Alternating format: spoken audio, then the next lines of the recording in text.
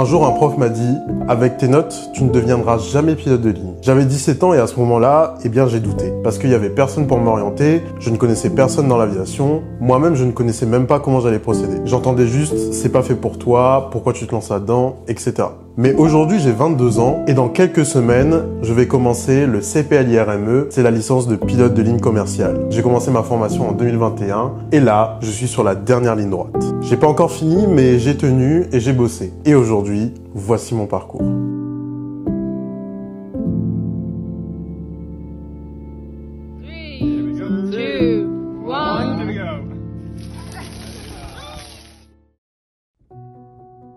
Quand j'étais petit, je savais pas trop à quoi m'intéresser. Et comme j'étais originaire de l'île de la Réunion et que j'ai beaucoup de familles qui vivent en métropole, souvent j'avais de la famille qui venait nous rendre visite à la Réunion. Et du coup, à chaque fois, c'était mes parents qui les ramenaient à l'aéroport. À chaque fois, j'allais sur la terrasse pour regarder les avions qui décollaient et qui atterrissaient. Ça me fascinait beaucoup. Et puis, mes parents ont décidé de me mettre dans un avion. Quelle erreur ils ont fait. Et c'est là où j'ai su que je voulais devenir pilote de ligne. Ça me fascinait de voir un engin aussi gros pouvoir s'élancer dans le ciel et pouvoir traverser vraiment plein de continents, plein de pays. Puis j'arrive au lycée et c'est là où je me pose des questions sur qu'est-ce que je veux faire vraiment. J'ai ce petit rêve dans le coin de ma tête qui me dit je veux devenir pilote de ligne et je me vois pas dans d'autres métiers. Je commence à postuler sur Parcoursup pour être technicien dans la physique ou même médecin, journaliste, tout ça. Et du coup, je fais mes vœux sur Parcoursup sans conviction réelle. Et puis arrive le moment des résultats Parcoursup et je vois que je ne suis accepté dans aucune. Donc là, je commence à en parler à mes profs, à la conseillère d'orientation et j'ai mon prof de maths qui me dit clairement que avec mes notes, je ne pourrais jamais devenir pilote de ligne. Donc comment vous dire que quand quelqu'un vous dit ça, vous êtes un peu déboussolé, vous êtes un peu brisé, mais du coup j'ai essayé quand même de me renseigner, de voir un peu comment je pouvais procéder parce que je voulais faire l'ENAC mais j'ai pas le niveau pour faire l'ENAC et du coup j'ai vu qu'il y avait des écoles privées qui existaient. Mais quand j'ai vu le prix, je me suis évanoui. Et donc je commence à en parler à mes parents. Mes parents ne sont pas trop chauds, ils me disent que c'est beaucoup d'argent, ils savent pas s'ils peuvent financièrement. Je garde ça dans le coin de ma tête. Donc je me dis c'est mort, je ne pourrais pas faire ma formation de pilote quoi. Et donc après vient les résultats de Parcoursup et là je vois que je suis en liste d'attente partout et que je n'ai été accepté nulle part. Pourtant j'avais des notes qui étaient quand même correctes. J'avais en moyenne 14 de moyenne générale, ce qui est correct. Pas fou, mais ça passe. Et j'avais des bonnes notes dans tout ce qui dit physique, chimie, sciences de l'ingénieur, toutes les matières un peu scientifiques. Vraiment, ce qui plombait ma moyenne, c'était les matières littéraires comme la philo, le français, etc. Et donc là, je me dis, je vais re-regarder ce que proposent les écoles privées. Et donc là, je remets le sujet sur la table pour mes parents, et donc ils me sortent la même réponse, et je me dis, en fait, je me vois pas faire d'autre chose, donc je vais faire quelque chose que je fais à chaque fois, je vais forcer. Et donc, j'ai forcé, et ils se sont dit, go, va passer tes tests d'admission, et on verra si tu as le niveau pour. Et donc, je fais mes tests d'admission, et comme par hasard, je les réussis. Par hasard, j'ai bossé avant. Déjà, c'est une première étape pour qu'ils se rendent compte que vraiment, j'ai envie de faire ça. Et ensuite, il a fallu que je passe ma visite médicale de classe 1. Donc ensuite, j'ai fait ma visite médicale de classe 1. Ça m'a pris un petit peu de temps quand même. Ça m'a pris 3 à 4 mois. Parce qu'à La Réunion, c'est compliqué, voilà. Et ensuite, quand j'ai obtenu ma visite médicale, en plus, ma mère m'a accompagné pour le rendez-vous. C'est là où ils se sont rendus compte que vraiment, j'ai les capacités pour aller en école de pilote et que c'est vraiment ça que je veux faire. C'est pas d'autres trucs, c'est ça. Je les tanne à chaque fois, j'en parle à chaque fois à la maison, je fais des activités toujours en lien avec ça. Mon père, il connaît quelqu'un qui est pilote, on a déjà fait des vols ensemble, etc. Je pense qu'il remarque que je suis vraiment passionné par ça. Et donc, après moult conversations, parfois tumultueuses, quelques disputes, ils acceptent enfin d'être garant pour mon prêt étudiant pour effectuer ma formation de pilote de ligne. Et donc du coup, comme l'école était basée à Bordeaux et que moi j'étais encore à l'île de la Réunion, donc tout se fait à distance. Donc on démarche la banque pour faire le prêt étudiant, on fait les papiers et tout ça, et le prêt est accepté. Moi j'avais postulé pour un programme qui commençait aux États-Unis et ensuite qui faisait la partie théorique du coup en France, à Bordeaux, et après, eh bien après cette partie théorique, j'allais en Belgique pour faire tout ce qui dit CPL, IRME, tout ça. Donc ensuite, tout se passe bien, sauf que il y avait un petit couac, c'est que je n'avais pas 18 ans. Moi, comme je suis du mois de juillet, eh ben j'ai 18 ans que le 25 juillet. Donc du coup, je n'ai pas pu faire le prêt tout de suite, parce qu'il faut avoir 18 ans pour faire un prêt étudiant. Donc il a fallu que mes parents avancent l'argent, et puis ils ont pu s'arranger avec la banque pour rembourser la thune avec le prêt étudiant. Bon, déjà ça c'était la première galère, mais ça s'est bien passé quand même. Et puis au mois d'août, eh bien je m'envole pour Paris, et là j'ai dû faire mon visa américain. Parce que oui, comme je vais aux États-Unis et que vous savez que les règles d'immigration aux États-Unis sont très strictes, eh ben j'ai dû faire mon visa. Donc j'ai fait mon visa à l'ambassade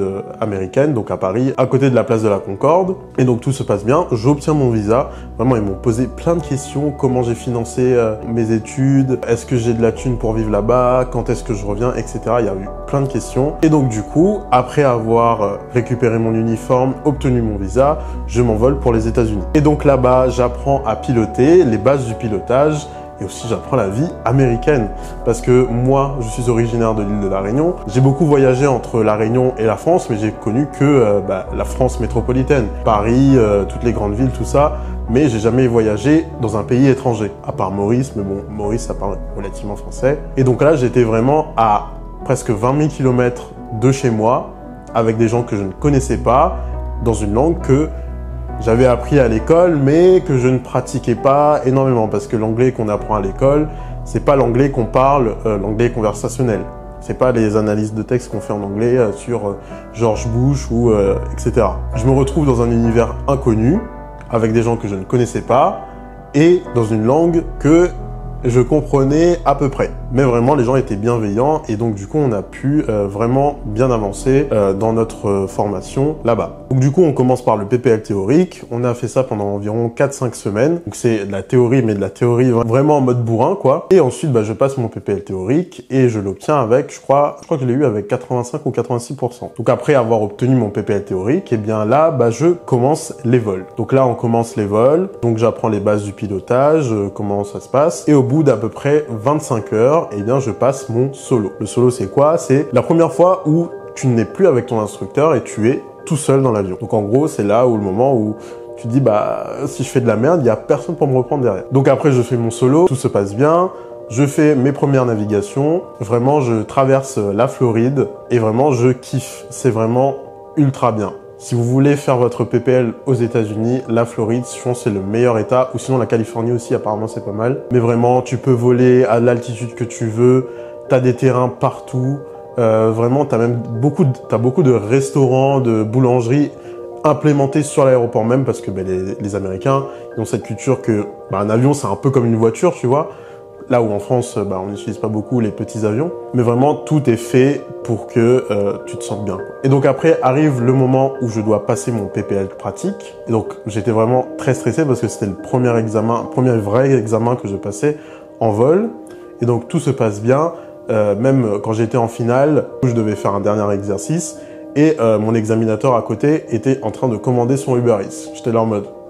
What the fuck? Mais voilà, c'est une petite anecdote qui me faisait rire. Et donc du coup, je pose, et là, vraiment silence, et il me dit, ensuite on sort de l'avion, là je me dis, bon, c'est quand qu'il me dit si je l'ai ou si je l'ai pas. Et après, il me serre la main, il me dit, congratulations, t'as eu ton PPL. J'ai gardé le suspense, parce que tout le monde me demandait par message et tout, alors tu l'as eu ou pas? Et donc du coup, je suis rentré.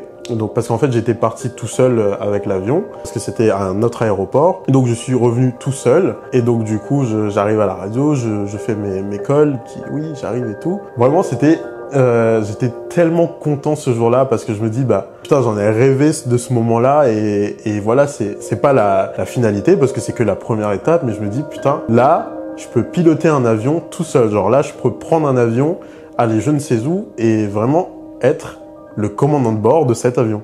Et donc après, je fais plusieurs heures de mûrissement. En gros, le mûrissement, c'est quand tu apprends à gagner de l'expérience sur la machine. Et donc après, c'est le moment de rentrer en France pour passer l'ATPL théorique. L'ATPL théorique, c'est quoi?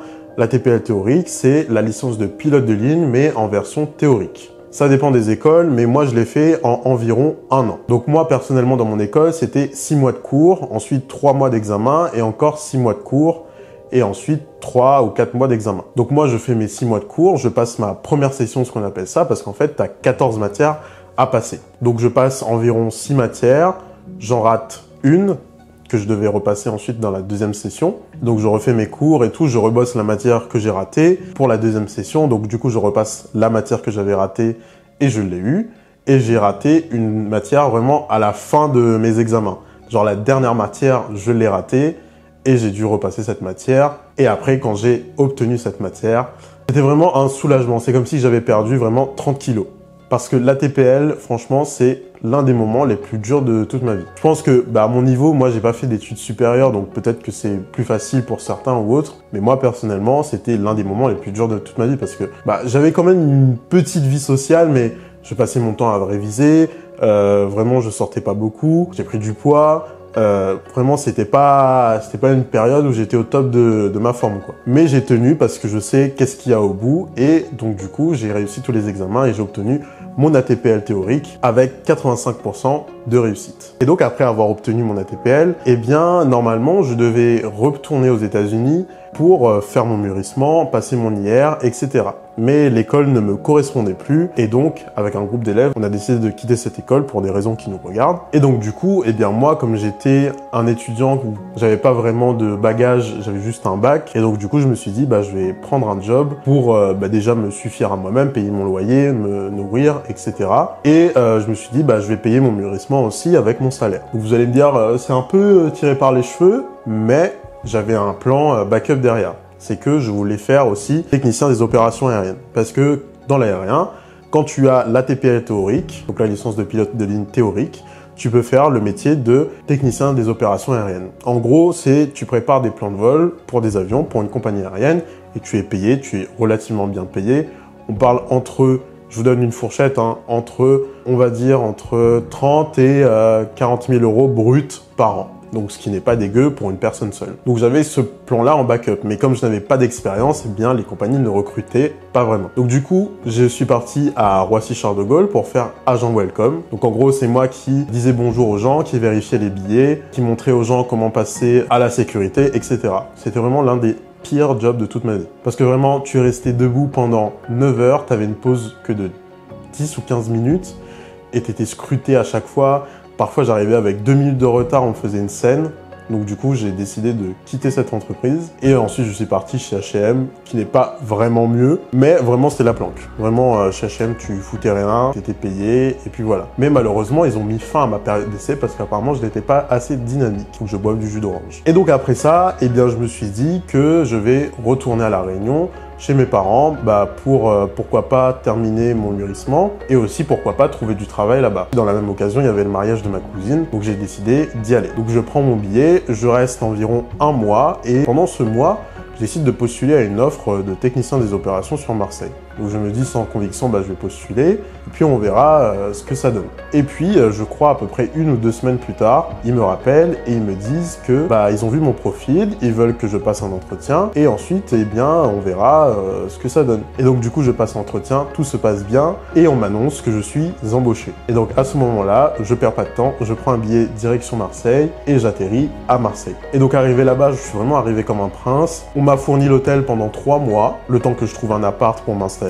Et ensuite, je commence le boulot. Alors, c'était un boulot un peu dur parce que vraiment, il fallait faire les plans de vol de A à Z. Je prenais beaucoup de temps pour faire les plans de vol, mais c'est une expérience qui était très formateur pour moi. Mais malheureusement, je me sentais pas bien à Marseille parce que j'étais tout seul là-bas, j'avais pas d'amis, toute ma famille, tout mon cercle amical est à Paris. Donc du coup, je me sentais pas vraiment bien. Et puis, je pouvais pas me permettre de retourner souvent à Paris parce que les billets de TGV étaient assez chers. Même les billets d'avion aussi étaient relativement chers. Donc j'étais un peu exclu là-bas à Marseille. Et du coup, j'ai décidé de postuler à Paris et j'ai trouvé une compagnie qui m'a accepté à Paris. Et donc du coup, j'ai déménagé en Île-de-France pour du coup faire le même métier, mais dans une compagnie différente. Et donc c'est là où j'ai commencé à financer mon mûrissement grâce à mon salaire. Donc du coup, j'ai fait ça pendant à peu près 1 an et demi parce que ça prend beaucoup de temps et malheureusement, comme je suis en Île-de-France, eh bien les charges sont relativement élevées. La bouffe est chère, j'ai une voiture, j'ai un appartement, donc je paye un loyer. Et les heures de vol aussi sont relativement chères. À coût de 150 € l'heure de vol, et il fallait que je fasse 100 heures de vol pour mon mûrissement. Ça coûte beaucoup d'argent. Quand tu gagnes entre 30 et 40 000 € par an, alors